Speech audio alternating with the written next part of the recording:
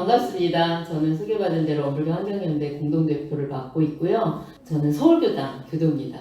네, 오늘 이제 제 주제는 이제 그리스도인까지 모두 살리는 활생으로 살 것이요. 저희 문명의 센 물결에 저희는 그다음 갈 때마다 불러가지고 익숙한데 이렇게 늦게 나오네요, 음악은. 네.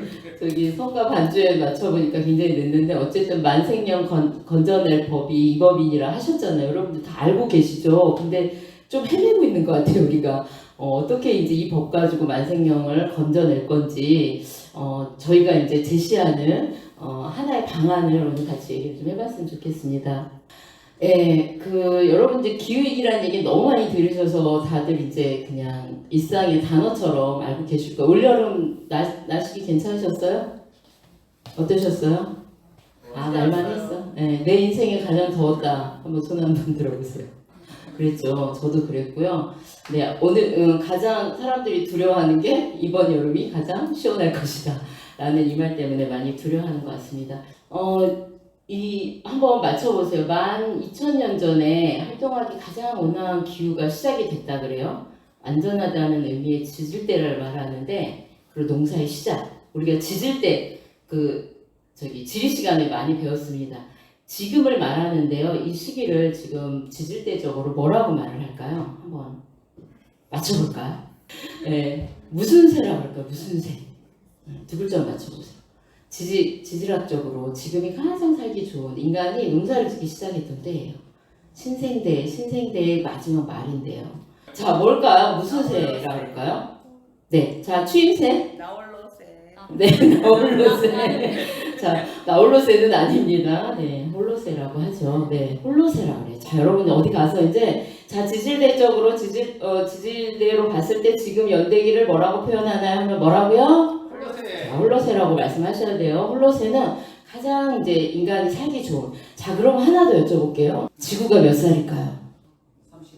35. 한 번 더 기회를 드리겠습니다. 그 얘기는 더 쓰시라는 말이죠. 좀 바꿔주세요. 45억. 아, 네. 박수 한번 하면서, 46억입니다. 네, 46억 살이에요. 우리가 그러니까 우리가 10년, 100년 이내 아니면은 다 기억하기 어려워요. 그죠? 또 나가면 또 잊어버릴 수 있겠지만은, 이렇게 근데 12,000년 전부터 우리가 농사를 짓게 됐는데, 인간이, 호모사피엔스라고 그러죠. 지혜로운 인간. 호모사피엔스가 나타난 때는 또 몇 년 정도 됐을까요? 오늘 막 거의 역사 시간 이런 것 같아요. 호모사피엔스가 태동한 시기. 우리의 조상. 몇 년 정도 됐을까요? 홀로새보다 더 됐겠죠. 이미 나타났으니까. 신석기, 구석기 막 있었잖아요. 3만 년? 네네. 네, 3만 년보다 훨씬 오래됐어요. 그러니까 우리가 완전하지 않은 시대에 살았던 시기가 더 오래됐다는 거죠. 자, 3만 년에다가 동그라미를 하나 쳐보세요. 30만 년 전에 생겨났어요. 근데 우리가 드디어 이제 정착해서 살게 된 이 시기가, 홀로새가 시작된 거는 12,000, 13,000년이라고도 하고요. 12,000년이라고 대체로 봅니다. 얼마 안 됐죠. 얼마 안 되고, 인간이 그래 정착하고 산 지가, 농업이 시작된 지가 얼마 안 됐고, 인류 역사상 중요한 그 혁명이 있어요. 그 하나가 제가 지금 말씀드린 농업혁명. 인간이 떠돌아다니며 그 자연에 수렵 채집도 하고, 이렇게 우리가 필요한데, 인간이 살만한 곳을 찾아다니던 데에서 이제 정착해서 살기 시작한 게 이제 12,000년 전부터 밖에 안 됐어요. 그래서 농업혁명이 가장 큰 이제 어떤 인류 역사상의 가장 큰 혁명이고요. 생태주의자는 이렇게 말합니다. 농업혁명을 말하면서 지구를 베리기 시작한 때가 시작이 됐다. 저 처음에 이 말 듣고 굉장히 좀 충격받았어요. 농업, 우리의 먹거리, 인류가 정말 그 번영을 이루는 가장 기본적인 토대가 된 건데, 이게 지구를 버리는 시초가 됐다니. 그럼 우리는 뭐지? 우리의 존재는 뭐지? 굉장히 충격을 받았었는데, 그렇더라고요. 인간이 정주하기 시작하면서부터, 그러니까 자연적이지 않은 거였던 거죠. 인간종이 생기기 시작하면서 이 지구를 인위적으로 만들어내기 시작을 한 거죠. 우리는 그걸 문명이라고 부르지만은 지구의 입장에서는 그렇지 못했던 거예요. 그래서 이렇게 이제 그 홀로새에서 너무나 완벽한 생활을 살고 있다가 지금 저기 저 사진에 있는 때는 어딜까요 혹시? 우리나라일까요? 저 위에 한번 보세요. 위에 뭐 뼈다귀 같은 거 있죠. 영국의 자연사 박물관입니다. 저 밑에는 사람들이 뭐 하고 있어요? 다이인 퍼포먼스라고 우린 죽었다라는 게 퍼포먼스를 하고 있는데요. 이제 우리 그 5대 멸종이 있어요. 지구는 5대 대멸종을 지금 이뤄왔어요. 여러분 멸종이라는 게 좋은 걸까요? 나쁜 걸까요? 우리 입장에서는 아니죠. 무언가 멸종이 됐기 때문에 인간도 나은 거거든요. 그러니까 멸종은 되게 자연적인 일이라는 거예요. 그래서 지구 역사상에 5대 대멸종이 있었어요. 5대 대멸종의 가장 대표적인 동물이 뭐예요? 공룡이잖아요. 지금 공룡이에요. 공룡이고 이제 우리는 저 퍼포먼스의 뜻은 뭐냐면 이제 홀로세가 끝나고 우리가 다 죽는 6대 대멸종의 시기에 들어섰다라는 거를 표현하는 거였어요. 영국의 멸종저항이라고 어때요? 제목이? 단체 이름이 멸종저항이에요. 멸종저항이라고 굉장히 어떤 것 같아요? 우리는 지금 비상사태다라는 것들이 이들의 주제예요. 그래서 이분들이 하는 그 데모, 소위 말하는 데모가 어떠냐면 프랑스 같은 데가 데모의 나라잖아요. 그래서 막 그 노동자들 파업하면은 막 엄청 뭐 막고 굉장히 크게 하잖아요. 근데 여기 영국이에요. 영국인데 여기도 철도를 막고 공항을 막고 막 이런 식으로 했어요. 지하철을 막고 굉장히 가격한 시위를 했어요. 왜냐하면 우리는 지금 비상시기지 우리가 일상을 사는 시기가 아니다라는 거를 굉장히 가격하게 알려주려고 했어요. 그래서 이분들은 뭐 수천 명이 나와서 하면서 잡혀가는 게 경찰한테 매번 잡혀가는 것이 목표였어요. 전날 시위에. 그래서 이것들이 굉장히 들불처럼 끓다가 코로나가 딱 오면서 이게 멈춰졌어요. 저 미국 미 대륙에도 이제 넘어가가지고 예를 들면 막 우리 헐리우드 그 영화 배우 중에 굉장히 그 제인 폰다라고 아세요? 좀 연식이 되신 분들은 아시죠? 네, 제인 폰다라는 굉장히 유명한 여배우가 있는데 이 여배우도 자기는 옷을 사입지 않겠다 이러면서 같은 그 시상식에서 하얀 드레스를 매년 같은 걸 입고 나오기도 했었어요. 그런 분도 있고 레오나르도 디카프리오도 뭐 이런 시위에 나오기도 하고 우리가 그 좋아하는 조코 누구죠? 포닉스? 호아킨 피닉스도 그런데 나오기도 했었어요. 그럴 만큼 굉장히 들불처럼 퍼지다가 코로나가 오면서 이제 많은 것이 셧다운이 됐죠. 그래서 그랬던 단체긴 한데 굉장히 상징적인 그림이라 제가 가져와 봤습니다. 그래서 우리는 지금 이제 그 홀로세에서 너무 살기 좋았고 인류가 이렇게 막 문명이 번영을 했는데 이제 인간에 의해서 단 150년 내지는 200년 만에 이 지질대를 바꾸게 됐어요. 네. 그래서 뭐라고 부른다? 인류세. 들어보셨어요 혹시 인류세? 네. 못 들어보시는 분이 많더라고요. 저희는 이런 말들이 되게 익숙한데 가서 여쭤보면 못 들어봤다는 말이 많아요. 교우님 들어보셨죠? 교우님은? 네. 근데 혹자는 그러더라고요. 그러면 인류가 똑같이 저 이산화탄소를 배출해가지고 똑같은 양을 배출해서 이 지금 인간에 의해서 지질대가 바뀌는 정도의 이 기후변화를 초래했냐라고 했을 때 여러분들은 뭐라고 답하시겠어요? 자, n분의 1로 똑같이 우리가 이산화탄소 배출했나요? 아니잖아요. 저 아프리카에 있는 케냐에 있는 7살짜리 아이와 우리나라에 있는 70대인 노인과 누가 더 많이 냈을까요? 훨씬 잘 사는 나라에서 탄소 배출 많이 했을 거 아니에요. 그래서 인류세란 말이 적절하지 않다. 뭐라 부르죠? 자본세라 부르죠. 뭐 이런 이제 논의들이 막 시작이 되고 있어요. 근데 이제 보편적으로 나오는 말들이 인류가 초래해 인류의 힘에서 그 전에 5대 멸종까지는 화석이 화석이 아니라 운석이 떨어졌다라든지 대륙이 붙었다라든지 용암이 막 했다라든지 이렇게 자연의 문제였는데 이제 지금부터 우리가 100년에서 200년 사이에 이 지금 급격하게 변화되는 거는 온전히 인간의 힘으로 만들어냈다. 그래서 인류세라고 말을 한다라는 것도 여러분들 아시면 좋겠습니다. 이게 이제 보편적인 단어입니다. 그래서 우리가 이제 지금 이 IPCC라고 유엔에 있는 굉장히 그 기후변화에 대한 그 모든 정보들을 이야기하고 있고 과학자라든지 정보라든지 다 들어있는 데인데 여기서 이제 해놓은 그래프입니다. 1900년대에는 저렇게 지구가 온도가 이제 파란 쪽이었어요. 근데 우리가 2100년 되면 저렇게 벌건 지구가 된다는 거죠. 그죠?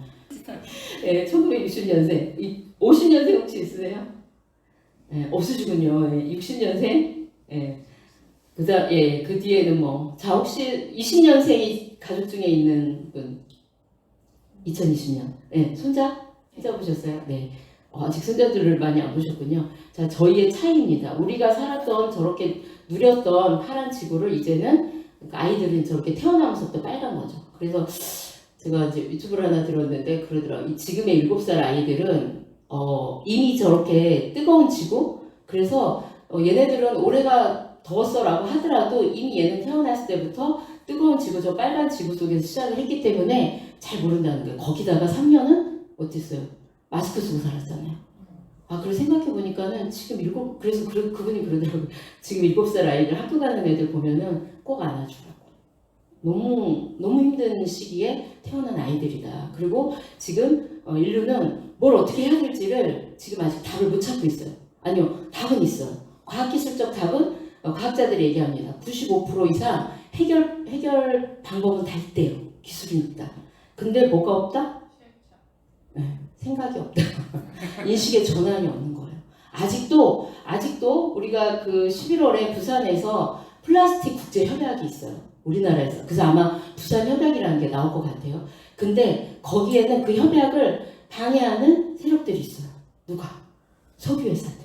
네. 아직도 자본은 아직도 그 미망에서 벗어나고 있지 못해요. 그리고 이런 이제 기후위기나 이런 것들을 음모론으로 얘기를 하고, 그리고 어떻게든 정책적 변화를 막 이끌어내려고 해요. 그래서 엄청난 로비들을 하고 있습니다. 근데 이제 우리가 어떻게 해야 되냐. 그래서 여러분들이 하나하나 아시는 게 매우 중요해요. 실천은 개인적으로 하는 것도 중요하지만 국가 단위에서 세계 단위에서 이 기후 문제는 기후 체계의 문제지 우리나라의 문제만도 아닌 거예요. 나만의 문제만도 아닌 거예요. 그렇지만 깨알 같은 우리들이 변화하지 않으면은 그것 또한 일어나지 않는 거거든요. 그래서 오늘 이런 자리가 있다라고 보시면 될 것 같고요. 어쨌든 2020년생은 우리보다 최소한 7배 이상의 폭염을 더 견뎌야 할 것이다. 여러분 올해 한 해 견디기도 너무 어려웠는데 그죠? 내 평생 이런 더위 처음이야라고 했었는데 이 아이들은 끊임없이 이런 세상을 견뎌야 할 것 같습니다. 그래서 저희가 오늘 얘기하고 싶은 거는 어떤 지구를 물려주고 싶으신가요? 예요. 지혜로운 부모들은 돈을 물려줄까요? 네, 주식, 또 땅 이런 거 물려주고 싶으시죠? 네, 아직 그러실 겁니다. 근데 이제 그 이후에는 뭐 사막화되고 숨쉴 공기도 마땅치 않고 이런 아이들에게 이 돈과 이런 것들이 뭐가 필요할까? 이제 당장 먹을 물이라든지 이 먹거리 이런 것들이 아이들한테 가장 필요할 것 같습니다. 그래서 이런 우리가 알면서도 이 거짓된 문명으로 살고 있는 이건 뭘까? 우리가 정말 마음 공부를 깊이 해봐야 될 건 이건 것 같습니다. 우리가 성찰하고 참회계를 매번 외우는데 진짜 참회하고 있는가라는 거 생각해봐야 될 것 같고요. 2030년까지 우리가 지금 썼던 이산화탄소를 절반으로 줄여야 돼요. 자, 여러분 그럼 생각해보세요. 여러분이 자동차를 갖고 다니시잖아요. 절반 안 타고 다니셔야 돼요. 네? 내가 해외여행을 다니시잖아요. 절반은 안 타셔야 돼요. 그렇게 하면 쉬워요. 우리가 뭘 해야 되는지가. 근데 그거 지금 내가 얼마큼 하고 있나? 그러면 처음에 한꺼번에 하기 어려우니까 저희가 10년 전, 20년 전부터 2%, 5%씩 줄여나가자고 했어요. 근데 말 안 들었거든요. 이제 한꺼번에 줄여야 돼요. 한꺼번에 줄이면 어떻게 돼요? 그냥 국가가 문을 닫아야겠죠. 지금 이제 이 지경이 돼 있어요. 그래서 우리 어떻게 한꺼번에 줄여 못해. 이러지만은 한꺼번에 줄여야 할 때가 오고 있어요. 어떻게 할 수 없는 시간이 오고 있다는 거죠. 지구 생태 영향 초과의 날이라는 게 있습니다. 우리가 지금 사용하고 있는 올해 생산할 수 있는 지구가 생산할 수 있는 모든 것과 우리 인간이 사용하는 모든 것들을 플러스 마이너스 해봤어요. 이거를 이제 1970년부터 계산을 하기 시작을 했더라고요. 그때부터 계산하기 시작했다는 건 뭐예요? 이런 걸 감지한 과학자들이 있었다라는 거잖아요. 그래서 우리는 이제서 막 기후위기, 1900년대에도, 아니, 1990년대에도 이 운동 시작하신 분들이 있지만은, 이제서 우리가 난리 났다라고 하는데, 이미 이제 1970년부터 오버슛데이, 우리 지구의 자원이 얼마만큼 없어지고 있는지를 계산하고 있는 단체가 있었습니다. 그래서 지구 생태 용량 초과의 날이라는 거를 6월 5일이 환경의 날이에요. 알고 계셨어요? 네. 텔레비에서 아마 스쳐 지나가셨을 텐데 이날을 기점으로 발표를 해요. 근데 올해 발표가 됐습니다. 며칠일까요? 전 세계적으로. 며칠 날이면은 우리가 올해 지구에서 사용할 자원을 다 썼어. 그걸 계산한 날짜가 있어요. 그 날짜가 며칠일까요? 7월 30일. 7월 30일. 네, 얼추 맞았습니다만 아닙니다. 네, 7월 30일에서 8월 초를 왔다 갔다 했어요. 작년에 8월 2일이었는데 올해는 8월 1일입니다. 자, 지금은 그러면은 거의 2달간 어떻게 됐어요? 남의 거 쓰고 있죠? 아프리카에 케냐에 있는 어린아이들 거나 우리 손주, 아까 손주 보신 분 손주 거 갖다 쓰고 있는 거예요. 굉장히 비도덕적인 인류입니다, 지금. 알고 계셔야 돼요. 그리고 자, 그래서 생태 적자, 우리는 생태적으로 늘 적자의 삶을 살고 있어요. 여러분들 통장은 부자일지 모르겠지만은 지구적으로는 적자예요. 매번 우리는 저렇게 적자에 시달리고 있습니다. 자, 우리나라 볼까요? 우리나라는 어디 있을까요? 4월 5일입니다. 네, 4월 5일. 4월 5일 우리는 그러니까 2배 빨라요. 2배, 거의 2배. 그런 얘기는 전 세계 인구보다 우리가 2배 이상 소비를 많이 하고 있다라는 얘기죠. 실감하세요? 나의 소비는 어떤가 한번 돌아보세요. 나는 어떤 물건을 소비하고 물건 사는 데 있어서 꺼리낌 없이 팍팍 사시는 거 아니면은 조금이라도 생각해 보시고 한번 생각해 보세요.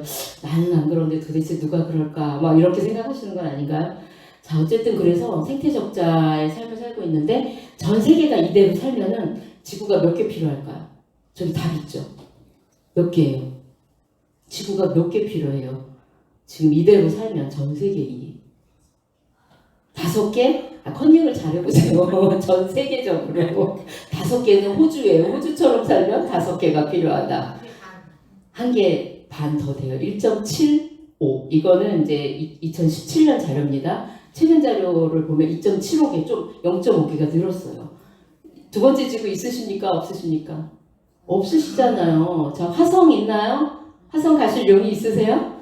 돈이 어마어마하게 들고 돈 룩업이라는 그 영화를 보면 나중에 화성을 갔어요. 화성인지 어딘지 영화긴 하지만 소수 아주 부자들이 갔어요. 갔는데 거기서 바로 죽어버립니다. 네.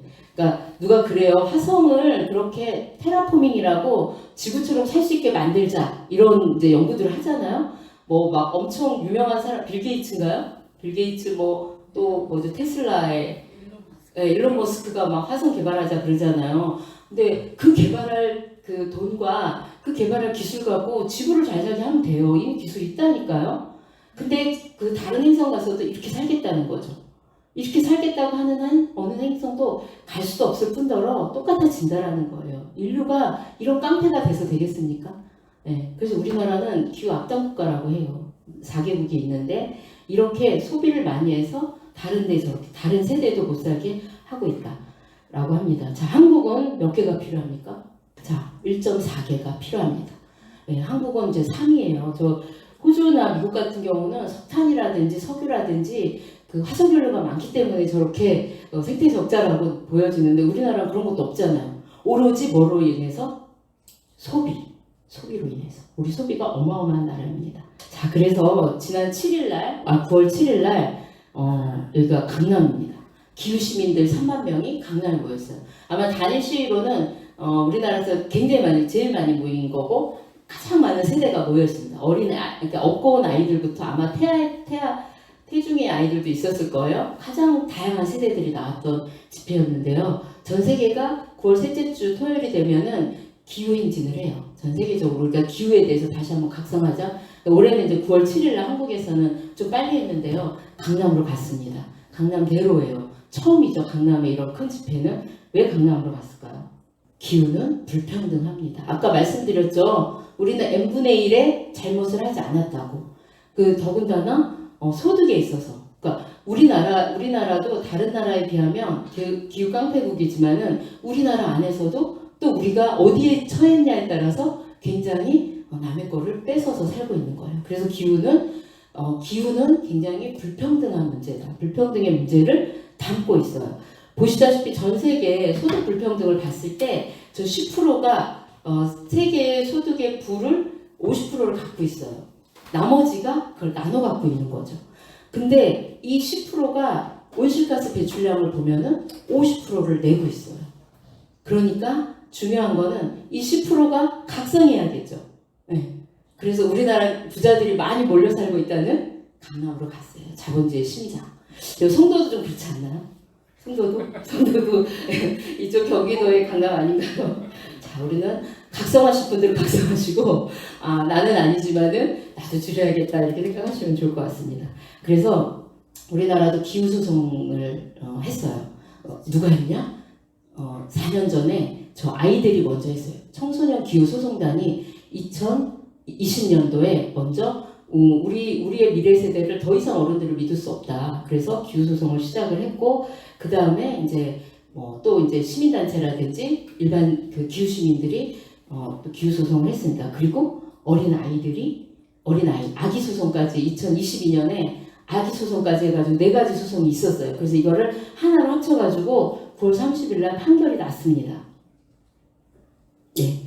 이 친구가요, 한지아라고 12살인데 아기 기후소송단 청구인 대표로 판사님 앞에 가서 그 공개 변론 시간에 공개 변론을 했어요. 이 친구 굉장히 한번 검색해 보시면 나올 겁니다. 이 친구가 이제 했던 말 중에 하나를 좀 뽑아봤는데요. 자, 우리 환경연대에서 오신 선생님 크게 한번 읽어봐 드릴까요? 네. 저희는 미래 세대라고 불리지만 지금 여기 존재하고 살아가고 있습니다. 우리는 자연스럽게 이 세상의 일원으로 태어났고 기후위기에 안전하고 행복하게 살아갈 권리가 있습니다. 지금 할 수 있는 걸 나중으로 미룬다면 우리의 미래는 물에 잠기듯 사라질 것입니다. 네. 그래서 우리가 나설 수밖에 없다 이렇게 했고요. 그래서 기후소송 8월 29일 날 기후소송 판결이 났는데요.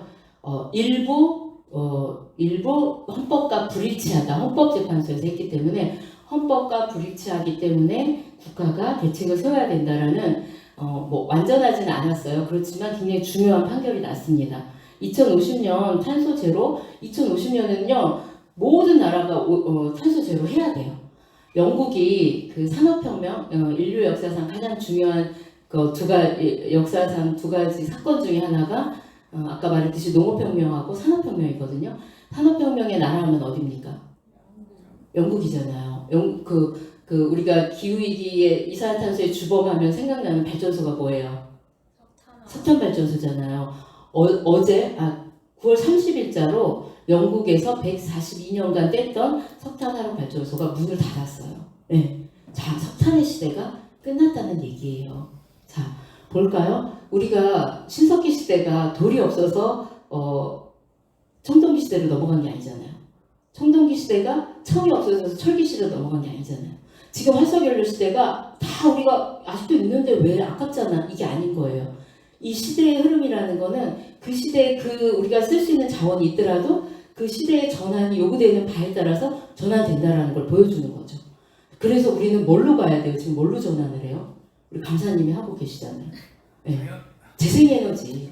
네. 절약도 물론 해야 되는 거. 절약하고 재생에너지로 빨리 전환해야 된다라는 겁니다. 그래서 이 기후 판결이 아시아에서 첫 기후 판결이 됐고요. 이게 아마 다른 나라에서도 굉장히 귀감이 될 거예요. 그래서 우리나라는 2026년 2월까지 탄소 중립에 대한 새로운 계획을 수립해라 라고 판결을 내렸어요. 무조건 해야 돼요. 근데 할까 모르겠어요. 왜냐하면 이 정부가 어떻게 했냐면은 모든 계획을 2034년 이후로 다 밀어놨어요. 그러니까 내 시기 동안에는 안 하겠다. 하더라도 이만큼만 하겠다. 이렇게 꼼수 쓴 거를 헌법재판소에서 잡은 거예요. 지금 그럴 때가 아니다. 매년 조금씩 감축 계획을 하지 않으면 정말 우리가 미래 세대는 없다. 미래 세대가 아니라 이제 우리가 미래 세대예요, 여러분. 우리가 기후위기를 초래한 세대지만 우리가 기후위기를 막을 마지막 세대다. 우리가 지금 하지 않으면 아무것도 할 수 없어요. 이미 2도씨 올라버리면은 아무것도 할 수 없어요. 아까 정 법사님 새로 되셨잖아요. 그리고 수의단은 새로 뽑히셨잖아요. 4대 시작입니다. 4대 시작이라고 하잖아요. 4대 시작이 해야 될 게 뭡니까? 기후위기에 대한 교단적 적극적인 대응을 해야 돼요. 그거 하지 않으시고는요, 그 무엇도 교화할 수 없어요. 이 교당을 우리가 이 기후위기 시대에 무엇으로 내놓을 것인가를 성도교당 교도님도 고민하셔야 돼요. 네, 우리 이 공동체가 어떤 일을 할 것인가를 그런 말씀을 좀 드리고 싶고요. 여기 성도 오면서 이 얘기를 할까 말까 고민을 좀 했습니다만 그래도 하겠습니다. 한반도 침수 시뮬레이션을 해봤어요. 2050년 클라이밋 센트럴이라는 이제 국제 단체가 있는데 해봤더니 자 여기 인천공항 잠깁니다. 아마 여러분은 인천공항이 잠기고 부산에 부산 굉장히 비싸더라고요. 무슨 시티라 그러죠? 해운대 바다가 보이는 거기 그런 데가 다 잠겨요. 그리고 전 세계 뉴욕이라든지 전 세계 도시들이 대부분 잠깁니다. 왜요? 해안가를 중심으로 있잖아요. 빙하가 어마무시하게 녹고 있어요. 빙하가 다 녹으면 빙하가 다 이제 싹 다 녹는다고 치면은 해수면이 몇 미터 정도 올라갈까요? 몇 미터 올라갈까요? 10미터 훨씬 더 돼요. 예? 80m. 거의 막 답을 맞추시려고 애를 쓰시니 70m 올라간다고 합니다. 자, 그러면 어떻게 해요? 다 잠기죠? 지금 방글라데시만 잠긴다고 우리가 지금 이렇게 손 놓고 있어요. 우리 다 잠겨요. 그러니까 옛날에 해안선은 가장 아까 우리 홀로세처럼 살기 좋고 농사짓기 좋고 물 있어서 뭐 여러 가지 문명이 발달한 곳이잖아요. 우리 여기 서울도 그렇잖아요. 한강을 중심으로. 그렇기 때문에 나중에는 내륙에도 한강 지류를 타고 강들이 범람을 해가고 잠기는 게 나와요. 제가 저 고향에서 왔는데 고향도 잠기는 걸로 나오더라고요. 자, 성도 여러분 빨리 자각하셔야 돼요. 예, 이날이 멀지 않았어요. 2050년에 잠기는 걸로 나오고 있습니다. 그래서 그거 보실 겁니다. 아마 우리 살아생전에 그렇지 않게끔 우리가 해야겠죠. 그래서 이런 이제 시뮬레이션이 있고요. 그리고 기후위기로 가장 중요한 거는 뭘까요? 먹거리입니다. 자, 2050년도가 되면 육지 면적이 90%가 사막화된다 그래요. 자, 사막화되면 먹거리 문제 심각해지죠. 지금 기후학자들이라든지 기후운동가들이 가장 고민하고 가장 걱정하는 게 기후위기로 인한 먹거리 문제입니다. 자, 먹을 게 없어요. 여러분들은 우리 가족이 먹을 게 하나도 없어요. 냉장고 텅텅 비었어요. 어떻게 하실 건가요?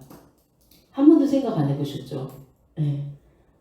어디 마트라도 가서 네, 털어와야 되지 않을까요? 네, 털다 어떻게 되겠어요? 그렇죠? 이제는 이 먹거리 전쟁인 거예요. 그래서 시리아 내전이라는 게 우리가 시리아 내전 엄청 얘기 많이 들었죠. 시리아 난민들 얘기도 많이 들었고 근데 우리도 기후 난민이 될 수가 있어요. 그래서 어느 분이 강의에서 그러시더라고요. 여러분은 기후 난민을 택할 것이냐 기후 시민을 택할 것이냐 선택하셔라. 자칫 지금 어떤 선택에 따라서 내가 기후 난민이 될 수 있다. 라고 하고 있고요. 모든 나라들은 이 기후 난민을 막기 위해서 장벽들을 치고 있어요. 네. 보수적인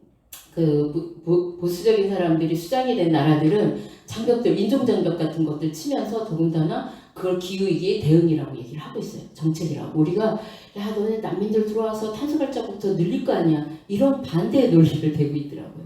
그래서 이 먹거리 문제 굉장히 심각해질 거라고 봅니다. 저희 이거는 아까 말씀드렸듯이 부산에서 플라스틱 국제협약이 있다고 그랬잖아요. 플라스틱 문제를 얘기를 하려고 합니다. 여기 밑에 있는 것이 플라스틱과 비닐입니다. 방글라데시의 강이에요. 여기 다리를 건너는 방글라데시 사람들이고 자 방글라데시 사람들이 다 버린 비닐이죠? 아니죠. 이런 데 보면은 우리나라 말로 써 있는 거 굉장히 많습니다. 플라스틱을 만드는데 이미 추출하고 분해하고 소각하는데 엄청 많은 온실가스가 나오고 있습니다. 여러분들이 플라스틱을 줄이는 거는요 쓰레기만의 문제가 아니라 온실가스 배출을 덜하는 문제예요. 그렇기 때문에 플라스틱은요 제가 보기엔 정말 알파의 오메가예요. 모든 문제에 걸쳐져 있어요.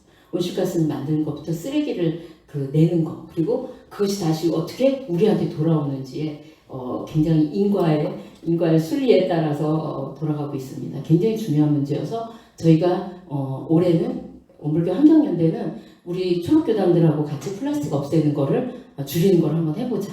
초록유문역으로 삼았습니다. 플라스틱은요 저렇게 에베레스트산 8,400고지에서도 저렇게 수거가 되고 있고요. 가장 깊다는 마리아나 해구 1만 미터 아래서도 저런 인간이 만든 PET가 나오고 있어요. 저 뭐 심해새우라고 하는 저 새우의 뱃속에도 PET 섬유가 나오고 있습니다. 그러니까 어디에도 존재한다는 게 플라스틱이에요. 자, 플라스틱은요 또 하나의 혁명이었어요. 그죠? 이렇게 좋은 물건이 어디 있었어요? 이렇게 싸고 변형도 쉽고 그리고 우리가 플라스틱 아닌 거 없어요. 다 플라스틱 재질인 거죠. 자, 우리가 입고 있는 옷 플라스틱입니다. 그래서 우리는요 일상적으로 플라스틱을 먹거나 입거나 하고 있어요. 먹는 얘기 먼저 해볼게요. 자, 플라스틱을 우리가 카드 하나 분량을 일주일에 내가 미세 플라스틱 먹고 있다 알고 계셨던 분 송도 교무님 중에 교도님 중에 네, 교무님은 알고 계셨죠? 모르셨어요? 이거 몇 년 전부터 기사 굉장히 많이 나왔어요. 검색해 보세요. 자, 5g을 먹고 있대요. 미세 플라스틱을. 자, 여러분들이 어디서 주워 먹을 리는 없지 않습니까? 어디서 먹느냐? 주로 생수에서 많이 먹더라. 이게 이제 미국이라든지 외국 연구소에서 나왔던 이제 자료들이거든요. 근데 이제 엊그저께 우리나라에서도 이렇게 자료가 나왔어요. 네. 근데 그 생수병에서도요. 그러니까 생수병 하나에 그 조사를 해봤더니 27만 개의 미세 플라스틱 조각이 있더라라는 연구 결과가 나왔고 그 중에서도요 어디가 가장 많이 나오는지 아세요? 생수병에서도 어느 부분이 어떤 때? 어디에 봤습니다. 딸 때. 자, 플라스틱 뚜껑이 어마어마한 플라스틱 덩어리잖아요. 그래서 우리는 그거 따로 모으기도 하거든요. 굉장히 좋은 재료이기 때문에 다시 이제 재활용하기 좋은 거다 해서 따로 모으기도 하는데요. 따는 순간 20만 개 정도의 그 조각이 나온다라고 합니다. 그래서 이제는 쓰레기 문제가 아니에요. 생수를 먹지 말자라는 게. 내 입으로 들어가는 거? 지금 우리가 이제 아직은 이게 뭐 그래서 괜찮으니까 국가가 두겠지 하지만은 왜 그냥 두냐. 아직 연구 결과가 정확한 게 이제 연구가 시작이 된 거예요. 그래서 이게 태반에도 가고 뇌에도 가고 이런 얘기들이 나오고 있습니다. 자, 물에서 가장 많이 나오고 바다가 오염됨으로 인해서 나온 것들이 많다는 거고요. 자, 태반에 저렇게 쌓인다라는 거 네덜란드 연구소에서 저렇게 발표를 했고요. 미세 플라스틱에는 10,000개 정도의 그 화학 제품들이 저렇게 들어있다고 합니다. 그래서 우리나라 지금 불임률 우리는 애도 안 낳지만 불임률도 굉장히 높아지고 있잖아요. 환경적 요인이라고 하거든요. 이유가 없어. 거의 이런 것들이라고 보시면 되고요. 자, 아까 우리나라에서 엊그저께 나왔던 보도입니다. 생수 마실 때 미세 플라스틱 꿀꺽 뇌나 태반에도 쌓인다. 이것이 뇌에 쌓인다는 거예요. 뇌에. 자, 그래서 우리가 이유 없는 이유를 모르고 잘 안 질병의 이름 모르는 앓는 사람들 굉장히 많거든요. 이런 것들이 원인이 될 가능성이 많아요. 근데 이제 연구들이 이제 시작이 됐어요. 자, 이런 연구도 있습니다. 이것도 이제 시작이 된 건 2012년 허리케인 샌디가 미국에 왔어요. 그 샌디 굉장히 어마어마한 이제 피해가 많았는데 이때 임신했던 산모들이 난 아이들을 검사를 했더니 이런 결과가 나왔대요. 남자아이는 ADHD가 60배, 행동장애는 20배, 여자아이들은 불안장애 20배, 우울증이요 30배. 그래서 정신적인 영향을 미칠 수 있다라는 것들이 이제 연구 결과가 나오기 시작을 했어요. 그래서 정말 슬픈 일이지만은 기후활동가들은 애를 낳지 않는다. 그래서 요즘 젊은 친구들 왜 애 안 낳냐라고 다그칠 수 없어요. 저 같아도 안 낳겠어요. 자, 그러니까 우리가 이런 문제를 빨리 알고 이걸 생산하는 기업들에 뭐라고 요구를 해야죠. 이런 식으로 만들 줄 알고 대안을 만들어라. 대안이 있다니까요. 우리나라나 이렇게 플라스틱 많이 쓰죠. 자, 이 비닐 같은 거 처리 못하는 아프리카 같은 데는 비닐봉지 걸리면요 몇십만 원의 벌금을 물려요. 왜? 처리를 못하니까 아예 못 들어오게 해요. 그래서 뭘 쓰냐? 종이를 써요. 그리고 뭘 쓰냐? 저런 거 태국 같은 데는요 바나나 잎 같은 거 있잖아요. 이런 걸로 포장재를 만들어요. 방법이 있어요. 다만 아직 이게 더 싸니까 석유 좀 더 쓰게, 석탄 좀 더 쓰게 이럴 뿐이에요. 그러니까 인간이 이렇게 우리가 농업혁명, 산업혁명 다음에 인류가 정신혁명을 해야 될 시기에도 아직 이 시기를 놓치고 있습니다. 자, 이렇게 농사를 통해서 땅을 통해서도 아주 작은 입자들이 저기 열매를 통해서 우리 입으로 들어오더라. 정확한 인과적 꼬리도 틀림없는 인과의 법칙이 적용되고 있습니다. 기후 문제에 있어서. 공기 중에서도 집안에 아이들이 갖고 노는 저런 장난감이 모든 것들이 플라스틱 재질이에요. 입속으로 들어가고 있더라. 밖에 나가면 자동차든 다 있더라. 이런 것들이 이제 연구를 통해서 발표되고 있습니다. 자, 그래서 이제 입는 얘기 해볼게요. 우리 자 플라스틱 옷이 다 이게 천연섬이 아니잖아요. 자, 우리 PET 페트병 만드는 것과 똑같이 석유에서 추출을 합니다. 원재료가 그렇습니다. 그래서 우리가 합성섬유도 와 플라스틱 우리 뭐 나왔을 때처럼 박수치고 세상에 맨날 옷 다 내고 이러다가 이렇게 싸고 이쁘고 이렇게 가볍고 그렇잖아요. 지금도 여름 옷들 다 합성섬유 이거 안 들어가면 더워서 입을 수가 없잖아요. 아니면 너무 비싸든지. 자, 우리는 그래서 이런 옷들을 입고 있습니다. 그래서 똑같은 재료다. 우리가 입고 있는 건 뭐다?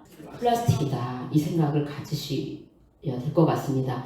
가장 많이 배출이 되는 게 빨래입니다. 빨래 한 번 세탁으로 70만 개 미세 플라스틱이 나온대요. 그러면 빨래 우리 하지 말아야겠네요. 그래서 미세 플라스틱 바다 오염에 차지하는 비율은 또 35%나 됩니다. 빨래 어떻게 해요? 그래서 이제 막 니네 벗고 다니라는 말이냐 어쩌라고 자 이런 말들 하는데 그래도 우리가 방법을 찾아야 되지 않겠습니까? 자 여러 가지가 있는데요. 오늘 얘기 드릴 거는 중고 옷 입기입니다. 자 한번 보세요. 새 옷을 세탁했을 때 가장 많이 배출이 된대요. 미세 플라스틱. 근데 8회 이상 세탁한 옷에서는 현격히 줄어든다고 합니다. 자 저희가 찾아낸 방법이에요. 그나마 8회 이상 빨래한 옷은 그나마 절반 이상 미세 플라스틱 주는 거예요. 5번처럼 필터 탑재를 의무화해라. 법적인 활동들 이거 여러분들 손가락으로 우리 서명해 주십시오 하면은 이거 해주셔야 돼요. 그죠? 이런 것도 하지만은 우리가 할 수 있는 가장 빨리 선택할 수 있는 건 뭐냐? 중고 옷 입기예요. 자, 그래서 중고 옷에 대한 편견을 이제는 버리십시오. 아, 남이 입던 거 찝찝해가 아니라 와 이거는 지구를 살리는 일이야. 이거는 정신문명으로 가는 길이야. 라고 생각을 인식을 바꾸세요. 인식 바꾸지 않기 때문에 우리가 지금 이 석유 문명을 못 버리고 있는 겁니다. 석유 문명을 존속하고자 하는 분들이 계속 패스트 패션 사 입으시고 계속 옷 새로운 옷 사 입고 그러세요. 저 입은 거 다 이거 지금 물려받은 옷이거든요. 속옷밖에 없어요. 속옷하고 양말밖에 없어요. 자, 충분히 자기 패션을 할 수 있습니다. 그래서 다시 입다 연구소라는 어떤 이제 우리처럼 오늘 강의를 듣고 기후에 각성한 젊은 친구들이 다시 입다 연구소를 만들었어요. 다시 입자. 너무 이런 네이밍 좋죠. 저는 막 이런 네이밍하는 사람들 너무 좋던데 가장 지속 가능한 옷은 뭐다? 새 옷이 아니라 이미 옷장에 있어요. 여기에서 조사를 봤어요. 설문조사를 봤더니 내 옷장에 안 입고 있는 옷이 몇 프로드냐? 여러분들 몇 프로 정도 나올 것 같아요? 우리 멋쟁이실 것 같은 우리 선생님 멋쟁이신데 몇 프로 정도 내 옷장에 쌓여 있는 것 같아요? 안 입고 80%? 저기 옷장 털러 갑시다. 좋은 옷 많을 것 같은데요. 자, 와 80% 큰일 났습니다. 자, 그거 좀 이따 말씀드릴게요. 아, 뒤에 있네요. 이 친구들이 그래서 21%랍니다. 21%가 평균, 80%도 있어요. 자, 10%도 있을 거예요. 우리 교무님은 아마 5%도 안 될 거예요. 그죠? 그래서 21%를 우리가 가지고 나서 교환하자. 거의 새 옷들이 있다라는 거예요. 그래서 이렇게 21% 파티를 했습니다. 그래서 저희는 이걸 가져왔어요. 21% 옷장. 21% 옷장에 있는 옷을 가져와서 옷장을 열자. 그래서 저희가 한 4군데에서 했어요. 그래서 하고 나서 21% 옷장을 하고 나서 저렇게 패션쇼도 하고 저희가 이제 이 플라스틱을 어떻게 줄이자라는 하나의 실천 과제로 삼았습니다. 이 교당들은 이제 매년 저렇게 하겠다라고 합니다. 우리 성도교당 교도님들도 어떻게 할지 한번 고민해보세요. 우리가 작다고가 아니라 경인교구 바자회 있더라고요. 그때 한 코너에서 한번 해보세요. 네, 그리고 몇 개라도 가져가서 꼭 파는 게 너무 부담이 되시면은 세 개씩 꼭 가져오기 해서 교환을 해보세요. 교환의 날. 우리가 사계절이니까요. 계절이 변할 때마다 우리 교도님들 한 10분끼리 내가 3점 가지고 와볼게요. 우리 선생님 80% 털면 엄청 좋은 옷 많이 나올 것 같아요. 진짜 가보면요. 너무너무 좋은 옷이 많이 나와요. 근데 그걸 저희가 그날 다 이 교환장에서 다 해소를 못해가지고 나중에 보냅니다. 자, 이 남은 건 어떻게 하냐? 의류를 순환하는 업체들이 있어요. 물론 이 업체들이 다 순환한다고 볼 수는 없어요. 그렇지만 최선을 다해서 하는 업체를 좀 찾아봤어요. 저는 리클이라는 데를 찾아봤고요. 여기에다가 보내면은요, 모바일로, 우리 교무님이 모바일 이런 거 잘 하시니까는, 여기 보내면은요, 여기서 이제 돈도 보내줘요. 그 우리 통장으로 네가 가져간 거 우리가 새로 다시 재사용할게. 그래서 얼마를 너에게 넣어줄게. 그리고 나무를 몇 그루 심은 효과야. 제가 이렇게 3개 보냈거든요. 겨울로서 13.5kg이었는데 나무 심는 효과는 200그루의 효과래요. 여러분 하시겠습니까? 안 하시겠습니까? 네. 초록함에다가 넣지 마세요. 거기는 95% 이상 다 수출합니다. 다 수출해서 어디로 가요? 방글라데시로 가는 거예요. 남미 국가로 가고 중국의 저 가난한, 중국은 아니죠, 베트남이라든지 이런 데 가서 누가 먹어요? 소들이 뜯어먹어요. 풀인 줄 알고. 왜냐하면 해결할 방법이 없으니까. 우리나라에도 굉장히 많이 쌓여있어요. 우리나라는 없는 것 같죠? 우리나라는 비싸니까 이 수출을 해요. 소들이요 풀인 줄 알고 먹어요. 그냥 쌓아놨기 때문에. 옷산이라래, 옷산. 그러고 더우면은 자연 발화돼서 불이 나요. 또 이산화탄소 발생하죠? 이 합성섬이잖아요. 그 어디로 와요? 타고 다 공유하는 거예요. 또 원주민들이 이걸 태울 방법이 없으면 그냥 불 태워버려요. 이렇게 해서 다시 또 우리한테 돌아오는 인가의 원리로 우리 입속으로 들어오게 됩니다. 우리 공기로. 그래서 여러분들 이렇게 하는데 요즘 많이 생겼거든요. 그리고 뭐 아름다운 가게라든지 당근마켓 너무 좋아요. 당근마켓 옷 바꾸기 많이 하잖아요. 여러분들 옷 버리지 마시고, 그렇게 버리시는 건 거의 다 재활용하지 못한다고 생각하시고 어쨌든 이런 데 갖다 주세요. 활용할 수 있을 만한 데들, 아름다운 가게 같은 데 갖다 주시면 좋겠습니다. 아까 말씀드렸듯이 이제 곧 11월에 플라스틱 그 국제협약 정말 저희 기대하고 있는데요. 이때 지금 우리 정말 제대로 하라고 데모하러 갈까 싶습니다. 네, 여러분들도 많이 기운 모아주시고 서명 같은 거 저희 원불교 환경연대 들어가면은 서명 운동 지금 하고 있거든요. 링크 교무님이 찾아서 교도님들에게 보내주시면 좋겠습니다. 네, 그래서 저희가 이제 교당하고 함께할 초록 유문형으로 해서 이렇게 2개의 그 종이를 드립니다. 교무님 이제 이거 뽑으셔가지고 여기다 붙여 놓으셔서 매주 교당 오실 때마다 나는 지난주보다 플라스틱을 덜 썼어 라고 하면은 내에다가 흰 콩에다가 이름을 쓰시고, 아니면은 아닌 날도 있잖아요. 내가 여행을 갔거나 뭐 가족들이 놀러 왔거나 누구 생일이거나 이런 날이 있어요. 내가 좀 더 썼어 라고 하면 이렇게 쓰셔서 우리가 스스로 플라스틱 유문형을 한번 해보셨으면 좋겠습니다. 원불교가 하고 있는 이게 플라스틱 유문형도 있지만 정말 잘하고 있는 우리 이제 기후위기 대응 프로그램입니다. 우리 이제 새로운 조법사님과 수익단원님들이 이런 내용들을 같이 힘차게 해나가길 바라고요. 원불교는 100주년에 100개 햇빛교당을 완성을 했습니다. 그래서 종교적으로 너무 좋은 기후전환 사례다라고 해서 저희가 지금 기후협약, 지금 우리가 탄소를 2050년까지 100% 줄여야 한다고 한 기후협약을 한 프랑스 파리 2015년 파리 협약이 있었는데 그때 저희가 갔어요. 저도 갔고 저희 교무님이 가서 저희 사례를 발표했어요. 우리나라를 대표해서. 저희가 이런 종교예요. 네, 왜냐하면 천지배은 아까 읽으셨죠? 실행이 없는 것이 배은이니라 라고 저희 그 법문에 나왔기 때문에 실행을 해야 돼요. 알았기 때문에. 그래서 지금 우리 그러면서 둥근햇빛발전 협동조합이라는 협동조합을 만들었습니다. 혹시 들어보셨어요? 네, 100% 들어보셨죠? 그래서 둥근햇빛발전 협동조합에서는 상업용만 하지 않아요. 우리 돈 버는 것만 하지 않는다. 우리는 교당에 작더라도 1kW든 다 에너지 전환에 나서자. 그래서 결국은 우리가 2050년에 아리백 그 리뉴어블 에너지, 재생 에너지로 다 자립하는 교당과 교도들이 되자라는 운동을 합니다. 그래서 148개의 발전소를 갖고 있죠, 선생님? 네.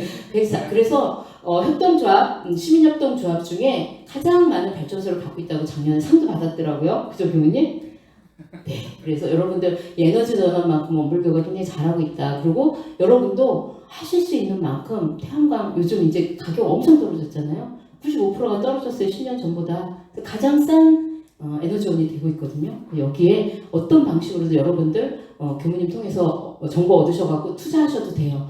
지금 조합들이 이거 많이 올리고 있는데 자금이 없어서 많이 곤란해하고 있거든요. 근데 은행 이자보다 훨씬 많이 줘요. 5%에서 7%대까지 이렇게 이자도 주니까는 이런 데 투자하셔서 나도 햇빛 전환에, 그러니까 에너지 전환에 동참하시기 바랍니다. 그래서 저희 둥근햇빛발전 협동조합은 100년까지는 교당 옥상에다 올렸어요. 근데 세상의 지붕으로 나아가겠다 이런 모토를 하고 있고요.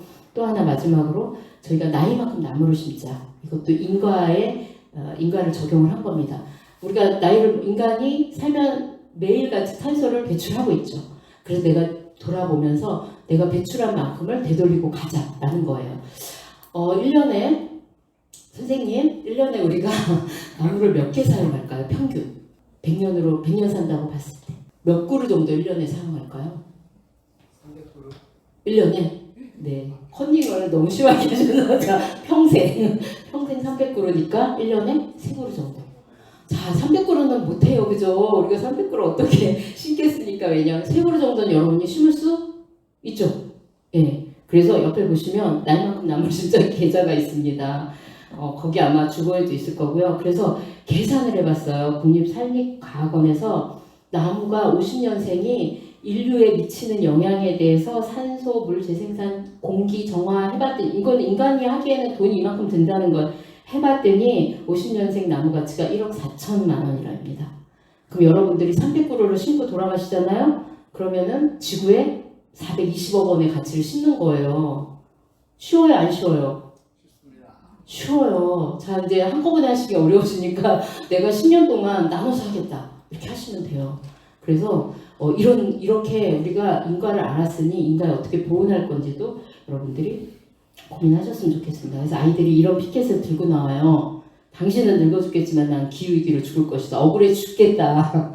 그래서 청소년은 우리도 늙어서 죽고 싶다. 저도 정말 무사히 할머니가 되는 게 꿈입니다. 우리가 이렇게 일상에 누렸던 것들이 아이들에게는 너무나 꿈과 같은 일이 되고 있습니다. 그래서 이제 마지막 활력화 운동이라고 3.5% 법칙이 있습니다. 정치학자 체노익스라는 이 학자가 발견을 한 건데요.